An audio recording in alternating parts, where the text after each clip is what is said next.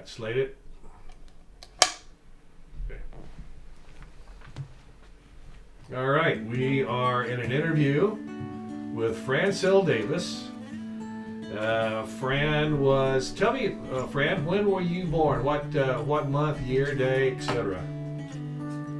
December 23rd, 1922. 1922. So you are 93 years old. Okay. When and where were you born? Scipio, Oklahoma. As I said, December the 23rd, 1922. 1922. 1922. Okay. And how many brothers and sisters do you have, or did you have? I had 2 sisters, both older than I, and 6 brothers. Some 2 older, and the other 4 were younger. Okay. And you remember their names? Yes. The oldest girl was Ruby Elizabeth, and the next one was Mary Edith, and I was the 3rd. Okay, so you were the youngest female. I'm the youngest girl born in the... Okay. What about brothers? I had 6 brothers. Okay. And can you name them? Yes.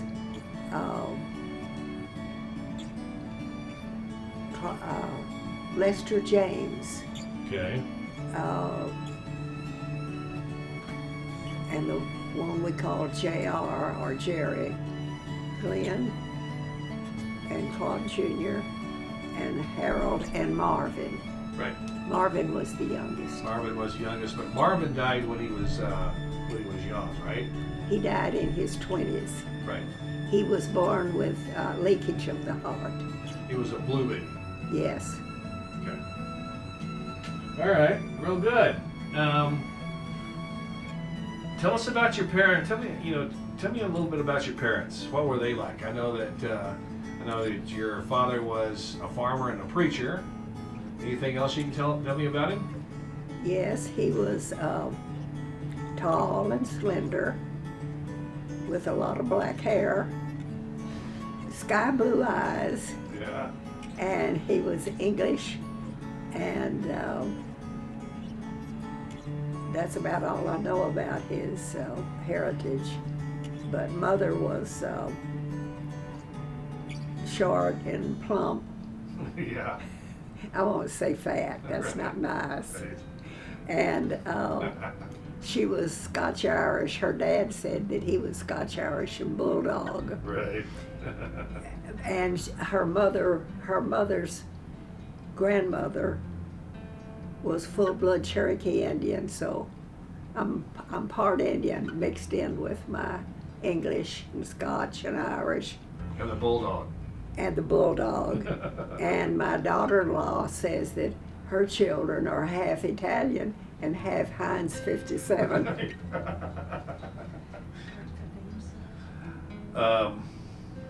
Yeah, tell me, what were your parents' names? Dad's name was Claude Singleton. Senior. And he had the middle initial S, and he said it really didn't stand for anything in the way of a name. It was just S. Oh, okay. And mother's name was Ruby Ethel, and she named my oldest sister Ruby Elizabeth. Okay. And What was your mother's maiden name? my mother's maiden name was Sadler. Sadler. Saddler. Sadler. We had I lived in Texas, and we had a governor named Sadler. Okay. Now, you grew up on a farm, right? I was born on a farm. What was it like living on a farm? It was nice. We had plenty of room to roam, and I had plenty of mud to make mud pies. Right. And we knew nothing else because we were born on a farm, and we knew nothing else. So it was fun, really. Right. There we had cows and horses and dogs and chickens, lots of chickens. And I had lots of fried chicken and cream gravy growing up. Right. And that was fun. Farm fresh tomatoes. Oh, yes. Onions and all kinds of things. I can remember after breakfast taking a cold biscuit and going to the tomato patch and pulling a tomato off the vine and eating it without washing it. What's some of the things that you grew on the farm now? Did you grow like cotton or something like that? We did, and I can remember going out in the fields and picking cotton, and when I was probably not more than 8 years old, and my brothers and sisters picked cotton, and I wanted to also. I wanted to do everything my siblings did. Okay, all right. So did you like picking cotton? I think picking cotton is kind of a chore, isn't it? It's a lot of work. It is. It's hard work.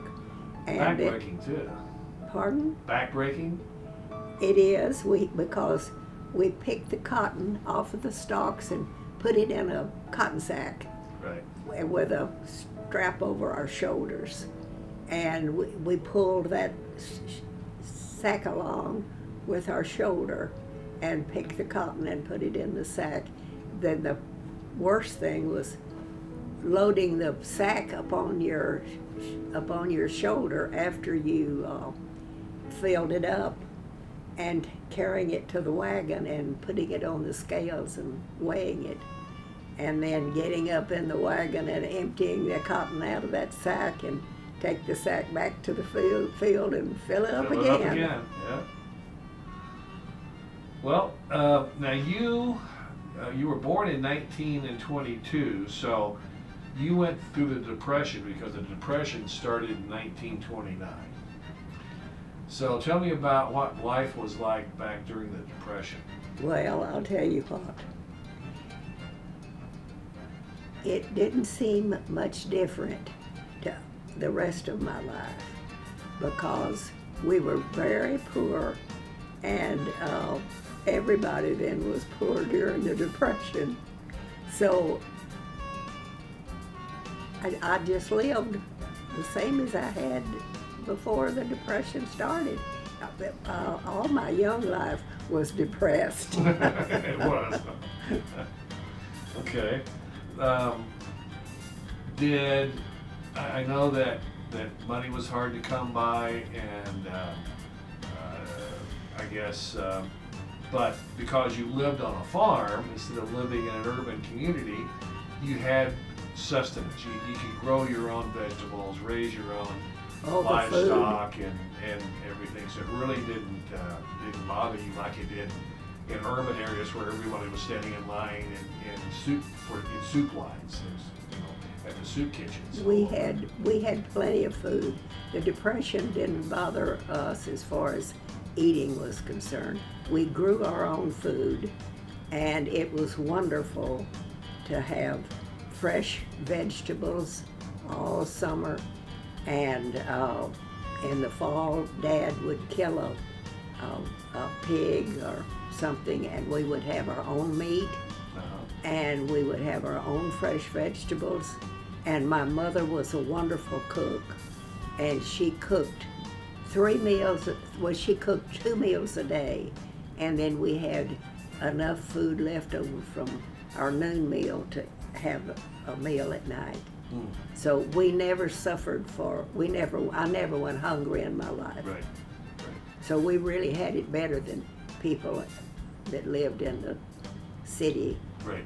And the suburbs. Right. Tell me about that when you were a little girl, you didn't have an automobile, or did you? You you have horses and horse-drawn carriages. When I was very young, we had no automobile, and we traveled by wagon and horses.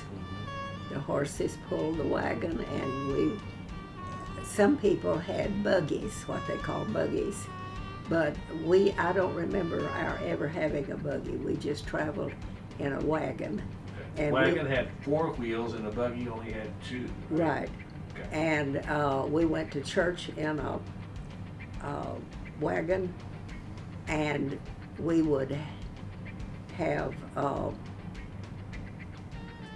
Sunday dinner at the church and stay there until evening time and have another service.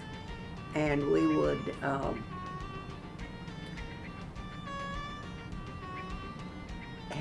Mother would cook on a Saturday, and we would have food from her cooking on Saturday to take to church, and other people would bring their dinner, their Sunday dinner also, and we would spread it under the shade of a tree, or back the wagons and the trucks up to the shade if there was enough room, and all eat together. And they would eat my mother's food and we would eat their food. We would just all share everything. Right. And it was nice. And Yeah. people loved one another and respected one another. And I can remember one Easter when my dad preached at this morning service, and afterward we all had dinner, what really they called it dinner on the ground, and now they call it picnics. Right. But I was so young, so little, that my daddy went with me. They hid the Easter eggs underneath little shrubs and weeds and everything else Right. around, in front of the church. And we had an Easter egg hunt. Right. And I was so little and young that my dad went with me and helped me hunt the eggs and pick them up and put them in my basket. I must have been maybe 3 years old. And it was so nice having him help me like that. Yeah. That's nice. So, how long did you live in Oklahoma? Yeah, I know that you were born there and was raised there. How long did you live in Oklahoma? I lived in Oklahoma until I was 9 years old, Okay. and we moved to Texas. And then I lived in Texas until I came to Arizona. Okay. Let's talk about what caused, or the instance in which your family moved from Oklahoma to Texas. Did your father purchase some land, or what happened? What is the Well, Dad was always one that never really wanted to stay in any one place very long. And I really don't know why he moved to Texas, except that he got tired of Oklahoma. Oh, really? You just got tired of Oklahoma? We went wherever Daddy wanted to go. My dad was a self-sufficient man, and always wanted to do something different. Right. So we moved to Texas, and we never went back to Oklahoma except To visit? on a visit or something. Okay. So whereabouts in Texas was this that you moved to? What town? We went first to I think Dad moved us to Tyler first, Right. and we were there for some time. And when I was 14, almost 15, I didn't go to school anymore. Okay. And So you went to about 6th grade?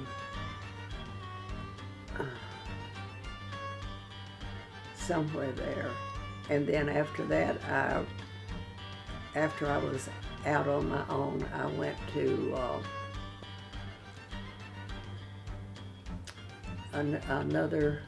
another school. I don't remember just exactly Okay, that's all right. how much schooling I had there, and then I entered the school of where they mailed me the lessons, and Oh, you got your GED. I got a GED, Okay. and I think after that I got some college. Okay. What's your best childhood memory? You have a best childhood memory? I probably did. I just haven't thought about it, so I don't know how to relate to you in regard to that.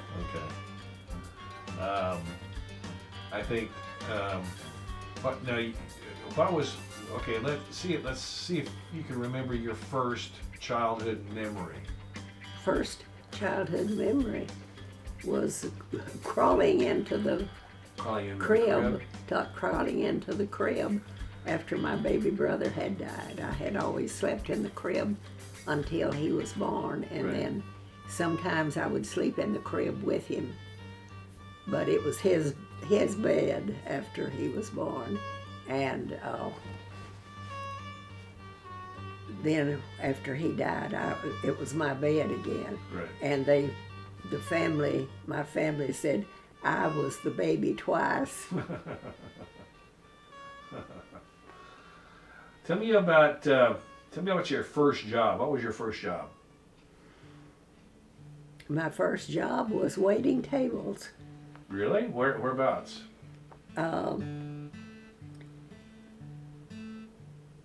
Is that Nacogdoches or? No, it wasn't in Nacogdoches. It was in a northern town in Texas. I can't remember. Okay, that's all right. Now you also worked for Neiman Marcus in Dallas, right? Yes, in my early 20s, I worked at Neiman Marcus in Dallas in the cosmetic department. Mm-hmm. It was the most beautiful store in the world, and it was the only Neiman Marcus store in the world, and the Marcus brothers still owned it. Right. And old man Marcus was still alive at that time. And I thoroughly enjoyed it. I liked to work. Right. I enjoyed working. There were people coming and going constantly, Right. and I always had somebody to talk to. And Right. I enjoyed selling. Right. And in fact, I can't imagine a debutante having a better life or happier life than I had in my 20s. Okay. I thoroughly enjoyed life. That's good. Now you were.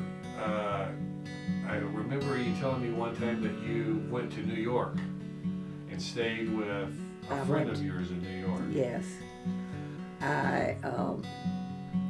When I was 17, I had married a man named Leon Duncan. Mm-hmm. And during the war, his sister lived in New York City. She was a John Robert Powers model. And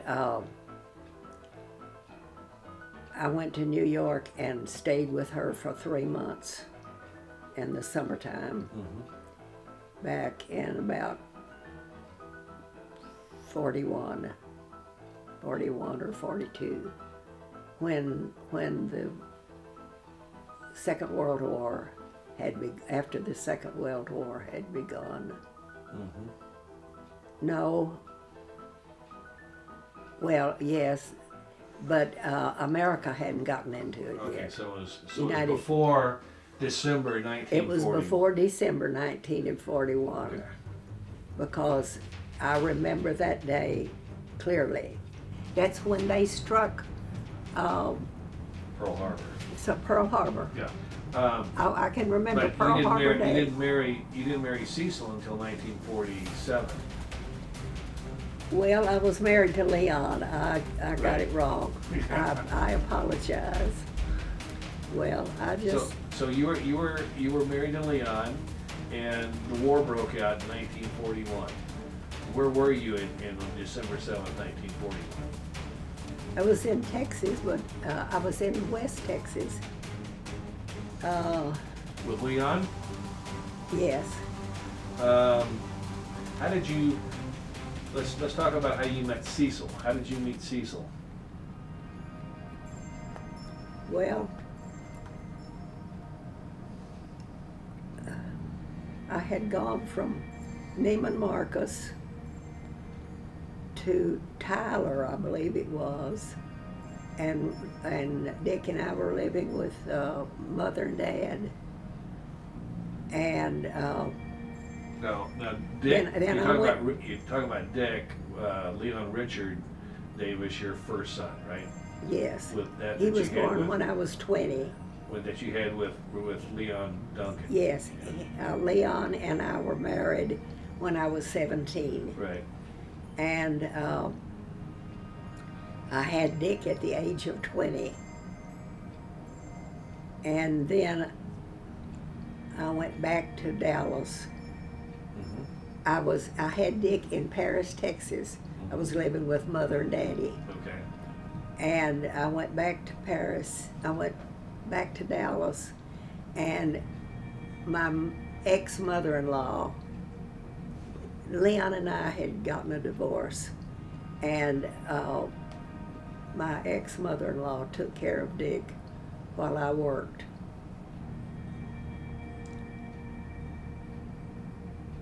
And I moved, I left Neiman Marcus and went to Tyler and lived with Mother and Dad. And Mother took care of Dick while I worked there. And how did you meet Cecil? I met Cecil when he was in Paris, Texas, working in the telephone office. They had a special job to do, and he was there with a group of men. He was an in-charge man, and the boss of this group of men that were there working in the telephone office. And a friend of mine and I were, a woman friend, and I were in a restaurant having coffee in the afternoon. Mm-hmm. The 3 o'clock coffee break. Right. And Leon was in there with his co-worker and his boss. And his boss told him, he says, I want a date with that girl. Talking about you. Yes. Cecil said, no, that's my girl. And he didn't want to introduce me to him. So he called me after that and asked for a date.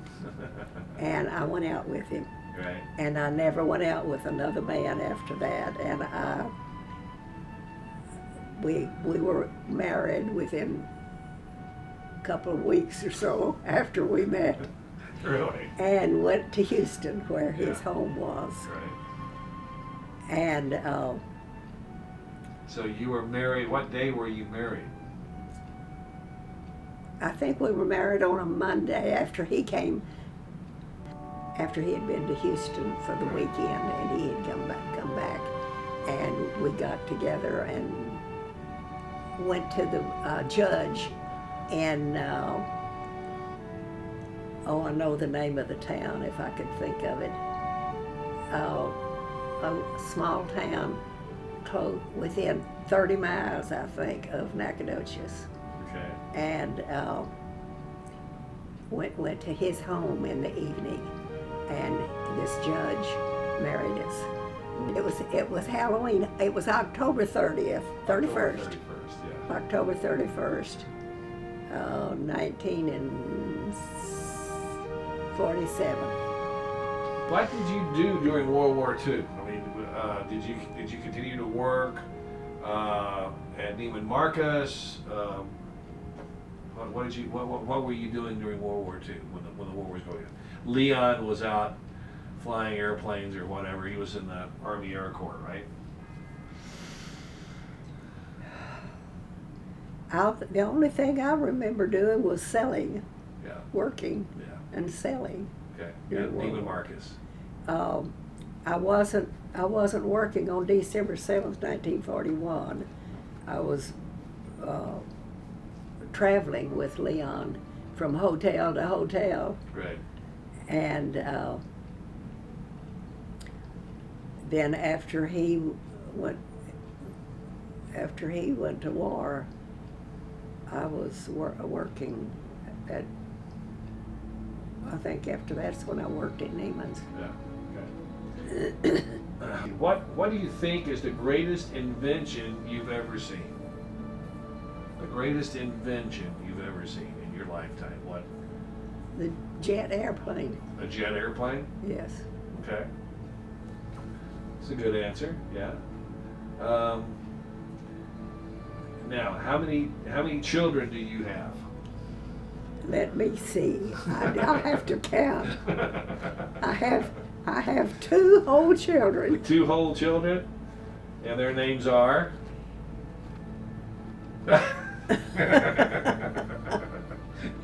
The oldest one is Leon Richard, Right. and the second one, let's see, I hardly remember him, was Norman Singleton. All right. How has life changed since you were born? I mean, what do you see are the biggest differences in everyday life since you were born? There is no comparison. There's really no comparison. It's changed that radically. Life has changed as much as day into night. Really? It really has. In what way? What do you think is? In every way. People used to be sweet and kind and loving and respectful, and now people have gotten to where they are. I think people have changed more than anything. Yeah. People have gotten to where they care nothing for their neighbor. They don't even know their neighbor, much less like them or dislike them. What advice would you give to younger generations?